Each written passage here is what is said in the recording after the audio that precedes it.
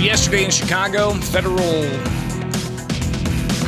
federal case against a former state representative, Louis Arroyo, that was ultimately decided with a 57-month prison sentence handed down to the former state rep, who was charged back in 2019. And it seemed to be the first of just a cavalcade of different charges and FBI raids of offices and allegations of corruption against several different lawmakers. And what was fascinating about Louis Arroyo's case was the fact that apparently a unnamed state senator, who everybody thinks was State Senator Terry Link, an unnamed state senator had a wire that they wore for federal investigators to then go to Louis Arroyo and capture on tape an attempted bribe. And apparently Arroyo was trying to get legislation approved that would make sweepstakes machines more available and allowing for different types of these machines to promulgate. And he was, getting kickbacks? Is that what was going on there? But ultimately, he was charged with attempted bribery. And the judge in this case handing down sentencing yesterday, making statements that, quite frankly, really, I think, show the disdain that people have for corruption. You're a corruption super spreader, the judge told Arroyo.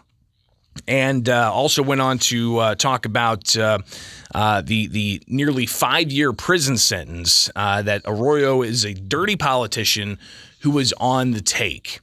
But again, would federal prosecutors have had that type of outcome if they didn't have undercover recordings? That's a question I think is obviously something that was in front of the jury in this particular case. And you've got another instance now in a separate case. And Arroyo is just one case. You had allegations against Senator Terry Link for tax fraud. You had allegations against former state Senator Martin Sandoval, who eventually passed away. But he pleaded guilty to steering legislation in favor of a red light camera company. And then you have, all of the allegations swirling around the ComEd bribery scandal that erupted in the summer of 2020. And that had Michael Madigan, the former House Speaker, as public official A. ComEd paying $200 million in a fine for their nearly 10-year-long bribery scheme they played along with Madigan Associates. Several ComEd officials and a Madigan associate charged in that. And actually, Michael McLean, that associate of Madigan's, he's got a jury trial coming up in just a few months. And then we had earlier this year, I think in March, if my memory is correct, Michael Madigan and McLean were then separately charged with 22 counts of federal corruption. So you've got all these different cases and get convoluted real quick. But really the allegations are that people are using their public office for personal gain. And they're using their public office to get bribes, either through cash or jobs for allies, or to, steer legislation one way or the other, or a variety of other things. But ultimately, it comes down to people are accused of using their official capacity for personal gain. So what we had earlier this week was reporting out of the Chicago Sun-Times. They delved into some federal filings, not into the Madigan case, but into the McLean case. All right, so a separate case. McLean's pleaded not guilty to taking part in a bribery scheme with ComEd. So McLean, in that case, there were federal filings that showed the federal prosecutors and the investigators actually had some recorded audio of McLean talking to former House Speaker Michael Madigan. This is a conversation I had with David Parker. He is a corruption expert, has looked at white-collar crime for years. He knows how these things typically can play out, especially when they get to the courts. I called him up and asked him. I said, hey, David Parker, St. Xavier University professor, corruption expert. What does this mean for the case against House Speaker Michael Madigan? Having these federal filings indicating they have audio recordings of former House Speaker Michael Madigan. Here's David Parker. Well, I mean, they've got him on tape. It's direct. There's no hearsay or anything else. I mean, it's like caught with a smoking gun with that. So you play that for somebody. It's like, yeah, it's hard to deny. I mean, that's your voice and that's you saying it. So really, it's that would be a smoking gun. The recent tapes by Danny Slois are still, I mean, raise a lot of questions about conflicts of interest, self-dealing. Is this really the status quo? I mean, you're looking at what was kind of going on with ComEd. Now you're looking at these things going, man, this is who this guy is. Or he could make the pitch and say, hey, this is what the firm does, and we were just kind of soliciting business of sorts, or just throwing it out there. I mean, try to make light of it and all. But it's certainly when you've got Tim Mapes and Michael McClain, Ari indictment for corruption.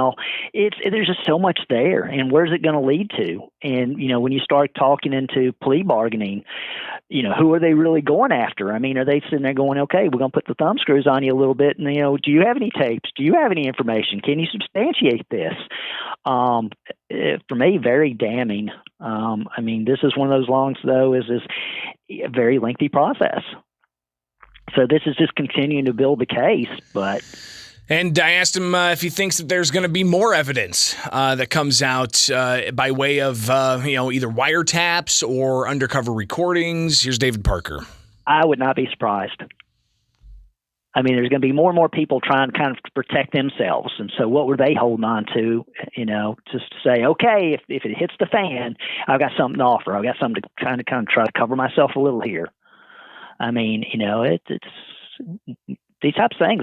Are you really going to deal with somebody who's absolutely 100% trusting? And it's like, okay, nothing in writing, no evidence whatsoever, and all, just kind of a, something that's verbally implied. Like, I don't know. So I think what they've done is they've cast that big net out, and they're starting to kind of pull it in, and some have kind of gotten out of the net, and others are captured in it and going, okay, I've got to start looking out for myself, a little, my family, and so it's gonna be interesting. But I think there's probably more, much more out there, and they're gonna start finding it. People are gonna start, offering it up. And what happens when you bring this type of evidence that is either undercover recordings or wiretaps to a jury? David Parker, St. Xavier University. At personal level, it's kind of like sometimes it's hard to unring the bell. So if you've got tapes of Mac or anything, it's like you don't unhear it. You can be given a jury instruction to disregard it, but people are people. And everybody's kind of biased in here. Some people may say this is a form of entrapment. It wasn't right to have these secret tape recordings. So some people may sit there and be upset that there's these secret tapes out there. Other people go, yep, that it's supporting evidence. So juries are really, really fickle. I mean, I don't know. I think it's damning that they're there. I mean, like I said, I don't think you can not unhear something. Especially if it would be in his own voice. So again, that's David Parker, a professor at St. Xavier University who studies corruption and white-collar crime, and somebody who kind of has been walking us through this process as we've seen these many cases, including the highest profile one against former House Speaker Michael Madigan, and how this all plays out. Madigan's pleaded not guilty. McClain's pleaded not guilty. McClain has a jury trial that starts, I believe, here in Springfield at the federal courthouse in September. And Madigan's case in a federal courthouse in Chicago has a status hearing come in August after both sides are putting together, I'm sure, millions and millions of pages and documents as evidence in that case. All right, it is Springfield's Morning News. I'm Greg Bishop. Need me off air? You can email me on Gmail, bishoponair@gmail.com, or find me on Twitter, Facebook, Instagram, YouTube. Just search out Bishop on Air, and we can